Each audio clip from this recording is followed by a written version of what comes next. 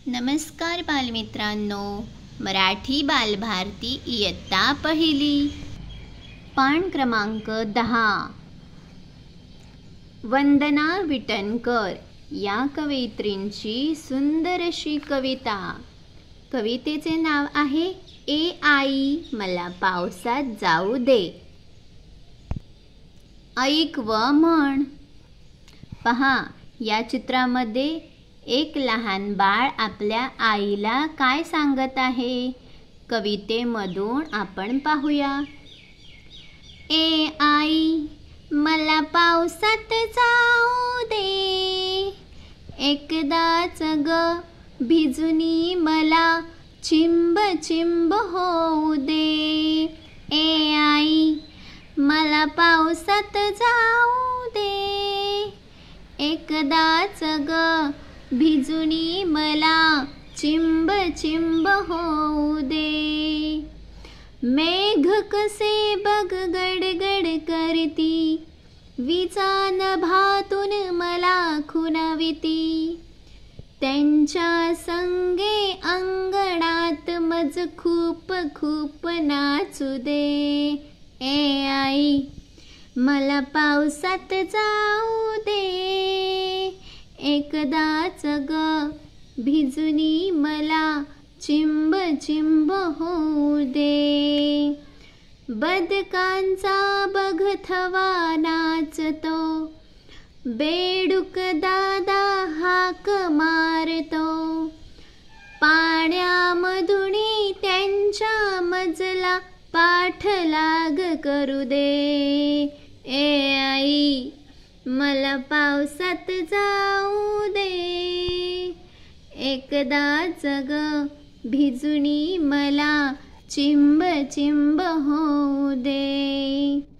धारे खाली उभा राहुनी, पायाने मी उडविन पाणी. ताप खोकला शिंका सर्दी वाटेल ते होऊ दे. ए आई मला पावसात जाऊ दे, एकदाच ग भिजुनी मला चिंब चिंब होऊ दे. ए आई. पहा मुलांनो, तुम्हाला चित्रात काय दिसत आहे? इथे पाण्यामध्ये बेडूक बसला आहे, काही 4 बदक आहेत आणि या घरावरून पाणी पडत आहे. पाऊस पडत आहे, पावसाचं पाणी घरावरून खाली पडत आहे. तर हा तुमच्यासारखाच एक मुलगा आहे. आपल्या आईला म्हणतो, आई मला पावसात जाऊ दे, एकदाच भिजू दे, छान छान चिंब चिंब माझे कपडे भिजतील, मला पावसात भिजू दे. मग तो म्हणतो, मेघ कसे बघ गडगड करतात. मेघ म्हणजे ढग. पाऊस पडत असल्यावर ढगांचा तुम्हाला गडगडाट असा आवाज येतो का नाही? तसे बघ ढग कसे गडगड करतायत. विजा नभातून मला खुणवतायत. पाऊस पडताना वीज चमकते. तर तो मुलगा म्हणतो, वीज चमकत नाही, वीज चमकत चमकत मला बोलवत आहे, खुणावत आहे.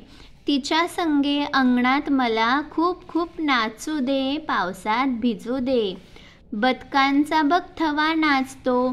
पावसामध्ये बदक पण भिजतायत. हे बदक आलेत, हे पण पावसामध्ये नाचत आहे. थवा म्हणजे जेव्हा 4-5 खूप बदक एकत्र असतात तेव्हा त्याला थवा म्हणायचा. तर हा बदकांचा थवा पावसामध्ये नाचतो आहे. बेडूक दादा पण ओरडत आहे, म्हणजेच बेडूक दादा मला हाक मारतो आहे, पावसामध्ये भिजायला ये. पावसात बेडूक कसा वरडतो? डराव डराव, म्हणजेच हाक मारत आहे बेडूक दादा, मला बोलावत आहे. तर मला पावसात भिजायला जाऊ दे. पाण्यामधून त्यांचा मला पाठलाग करू दे. पाण्यामध्ये उतरून त्यांच्या मागे मागे पळू दे, पाठलाग करू दे. पुढे काय लिहिलं आहे? धारे खाली उभा राहुनी.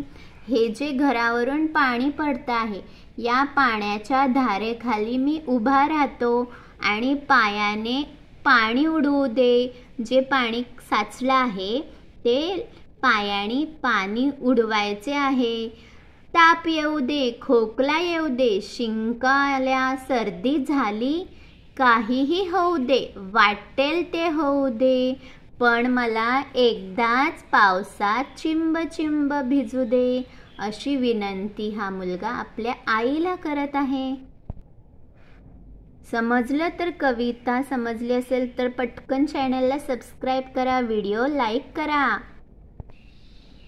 तर मुलांनो, तुम्हा सर्वांना कोणता ऋतू आवडतो? उन्हाळा, पावसाळा की हिवाळा? हे आपले 3 ऋतू आहेत.